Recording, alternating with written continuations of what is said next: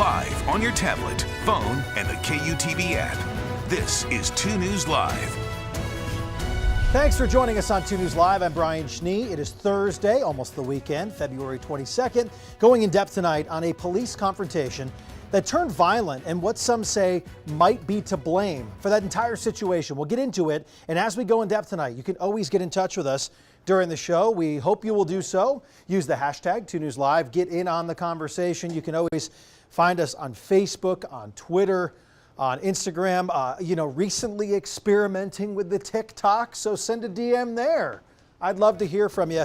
Okay, let's get into it because I am a golfer. Yeah. I've always talked to people about how in the perfect time of year you can golf and ski in the same day. That's here. right. In at least in parts of northern Utah and really in southern Utah too. You could hit Brian Head and easily hit up San Hollow. I think you can get away with that Saturday or Sunday this weekend. Nice. Yeah, it's going to be perfect. Cool. 60 degrees on Sunday. I love the drastic difference in temperature between 4,300 feet in the valley and then right, the tip top of Snowbird or something there at 11,000, right? Yeah, it's in the 20s. That's kind of what we're going to see this weekend. Spring-like temperatures for the weekend here in the valleys and winter-like weather up into the mountains. But we've got winter-like weather returning for everyone as we get into early next week. We are tracking our storm that will finally bring us some snow into the mountains areas or into the valleys. That is upwards of 6 to 12 inches of snow looking possible here. We'll get to that here in just a moment. 60 degrees right now out in St. George. You see it's a sunny sky. We had a few clouds earlier, but really clearing things out and drying things up, and it's shaping up to be a really good day.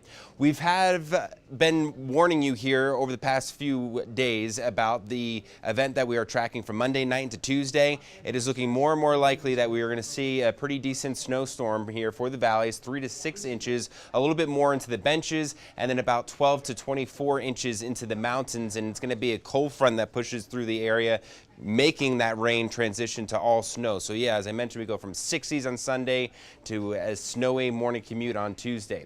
9 degrees warmer in Delta, 12 degrees warmer in Cedar City. Still nice and cold though in Logan at 37 degrees. We're at 43 in Provo, Manti there into the 30s as well. And we're going to see still some scattered to isolated showers up towards the north here from Brigham City into the Logan area into southern Idaho. And then a few sprinkles will be possible for your evening commute along the northern Wasatch Front here through the next few hours, but generally drying things out. We're already dry down towards the south.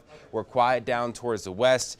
Here's that high pressure system moving in, doing its thing, keeping us really beautiful and dry for the weekend. Some really nice weather ahead. But here's that cold front moving through. This is going to start, as I mentioned, as valley rain and mountain snow. But as the cold front pushes through Monday night to Tuesday, we go to all snow for all of our northern and central counties here. And that's when we could see, generally speaking, about 3 to 6 inches of snow for the valleys, and then some higher totals up into the mountains over maybe a foot or two. So overnight, we're down into the 20s and 30s. Going to be a cold one ahead. Then the 40s for highs tomorrow, but beautiful weather, close to 50 degrees. The sun will be shining and really nice in St. George as temperatures get close to 70 degrees on Sunday. Really windy, though, as we head into Tuesday and Wednesday. And then along the Wasatch Front, we'll be close to 60 on Sunday, as I mentioned, sunshine, and then rainy conditions Monday, but falling temperatures Monday evening with that cold front. That'll make us go from rain to snow. And it looks likely here that we're going to see potentially the most snow that we've seen so far this season, because we have not seen that much snow here in the valleys. That looks like a changing of the seasons almost in Utah. It's a roller coaster temperature. And then it just brings it right back to winter. Back to reality. That sounds like something we have here in Utah. I'm not surprised. Thank you, Sean. Remember to download our 2 News weather app to know about the changes in your neighborhood. The app is really handy. You can use that Follow Me feature. It's really good. Download it because it's also free for you and for me.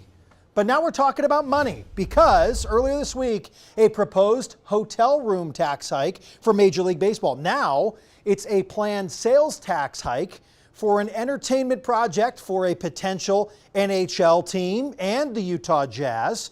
Brian Malahy's been covering this story today. Brian, we're talking about money. We're talking about taxes.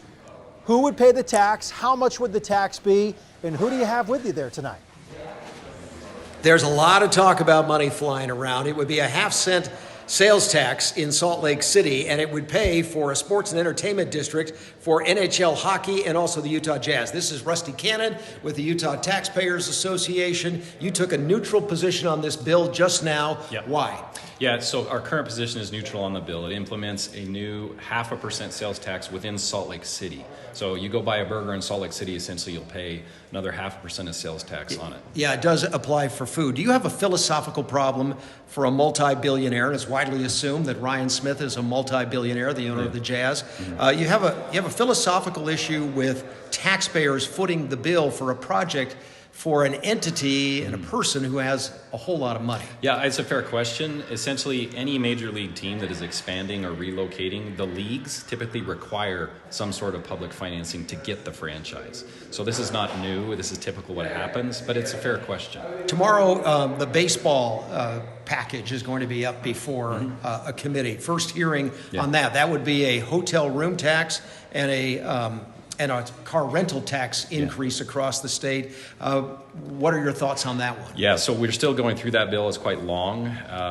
It's got about 7 moving parts. You mentioned 2 of the 7. So we're still figuring out what our position will be on that, and the committee will be tomorrow morning. All right. Yeah. You'll announce tomorrow morning Yes, where we you will. stand on this one? Correct. Okay, Rusty Cannon with the Utah Taxpayers Association. So today, right back here, there was a hearing, the first hearing on the hockey measure. This is the 0.5-cent sales tax increase in Salt Lake City, and it passed.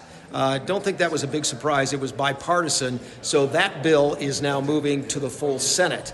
Tomorrow morning, again, is the baseball bill that will be before a committee. And there is expected to be, comment about that. But a lot of people up here say they like that one, too. So, Brian, you're absolutely right. Money, money, and more money in professional sports. It is top of mind here at the Capitol. Brian Malahy with the latest there, and a really good back and forth dialogue and conversation. Brian, thank you for that. Very insightful to always talk to Rusty there with the Utah Taxpayers Association, because we're talking a lot about taxes. What do you think? Would you be willing to pay a 0.5% sales tax? Let's go back to that if we can. To help fund a hockey stadium, 54% say no, it diverts funds needed elsewhere. 29%, nope, cost outweighs benefits. And then a lot of you are saying, I guess I should say 17%, saying yes, but for different reasons. Good for community spirit, good for the economy. I guess the question I would have is, obviously you are paying for private entity there. You are paying for a private business. Obviously there's a lot of rah-rah and excitement behind it when it comes to the public getting into it, but goodness, tickets to nothing right now are under $100. So I hope you know when they come to town, you'll be shelling out some money. The dog known as the world's oldest dog ever has been stripped of the title. I don't know how I feel about that. It's because Bobby died last year, reportedly at the age of 31. Today, the Guinness World Records announced that after a review, the organization does not have the evidence it needs to support Bobby's claim. According to his owner, Bobby lived his whole life in Portugal, roaming freely without a leash or a chain. For now, it is not clear who holds the title of oldest dog ever. Okay, so we're ending a little short tonight, I do believe. I have not heard, but I was hoping to hear from Jake Taylor. That's what we told you about at the top of the show. So I'm disappointed we don't have this to share with you here. But this was about a story that Jake brought you last night involving a police situation. He had a follow-up to it. I hope you can find that on our website. I have not looked recently for it. It sounds like, you know what? This is beautiful. This is 2 News Live. Stay with me. Okay. Jake Taylor is with us. I'm glad he's here. Jake, this is about a police watchdog group that now has some concerns over training in connection to the story that you brought us last night. What do you have tonight following up on that? Right, so I spoke with the Utah Criminal Justice Institute as well as Chris Burbank, who is a former police chief for Salt Lake City. They've got concerns with training. I'm here in Murray, and you can see behind me we've got a police training center.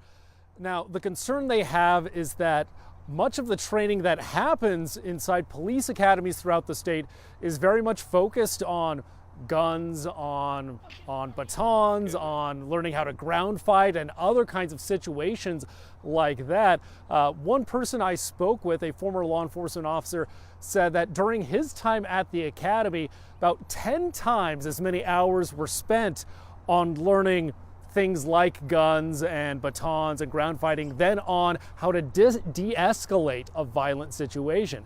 And that is his concern, and both Burbank and the Utah Criminal Justice Institute said that they believe that that leads officers to be more likely to end up in dangerous situations. One man I spoke with, Roger Sarkis, says he feels that recruits are leaving the academy already set up in an us against them kind of attitude, feeling that in any situation they have with the public, it could turn deadly, it could turn violent, and because they have that feeling, it's more likely to end up that way, more likely that they'll try to impose authority on a situation, even if it's maybe safer to just take a step back and let things relax.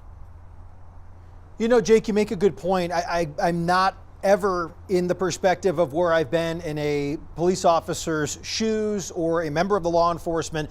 So as we know with these stories, it's easy to always evaluate after the fact, right? And I know that's what you're bringing us today. But what has been the reaction since you shared that story with us last night? Because it's not the first story that you've shared with us just in the last few months involving some of this conduct, resulting in attorneys getting involved, resulting in the court system coming into play. So what has been the overall reaction to what we saw on 2 News last night?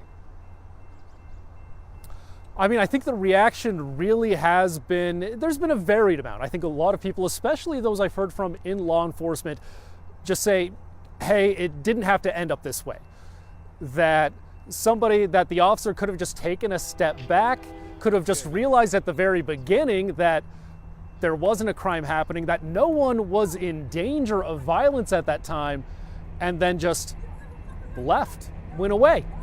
Similarly, what they said, you mentioned in past months, we brought other stories. There's the story of the woman who was arrested, half naked from the waist down, accused of throwing a punch at an officer. That video didn't back up. That also, we heard similarly from them, but others I've spoken to, and interestingly, this is more from people who aren't from a law enforcement background. They've looked at it and they've more said, well, if I was in that situation, I would have done whatever the police officer asked me to do. You know, they were more putting the responsibility on the person, like saying, yeah, they perhaps had the right to not talk to police. Perhaps they had the right to walk away, that they weren't detained, but felt, hey, if they just would have been a little more compliant, things would not have ended up badly. So a little bit of a mix there. Well, Jake, you make a good point. Compliance in a lot of these situations eases the situation for both parties. Thank you, Jake. And don't forget, if there is a story in your neighborhood that you think needs a deeper dive, you can always contact the Investigates team here at 2 News. Okay, we had a roundabout way until we got to the end of the show, so thanks for sticking with us. Sean, nice to see the sun kind of pop out here in Salt Lake after what's been a little gloomy in Utah throughout the course of the week. I was in southern Utah. You and I talked about it the other day. Heavy rainy. rain. It was something I expected, but not to the magnitude in which it happened.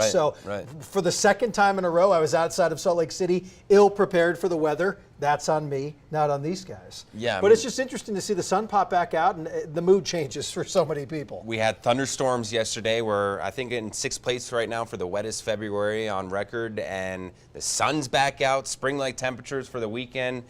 And then we're swinging back to winter early next week. Well, the water's good. We can keep it. We hope it stays this way for the sake of what our summers could look like here in Utah if we don't have enough leading up to it. So thanks for watching 2 News Live.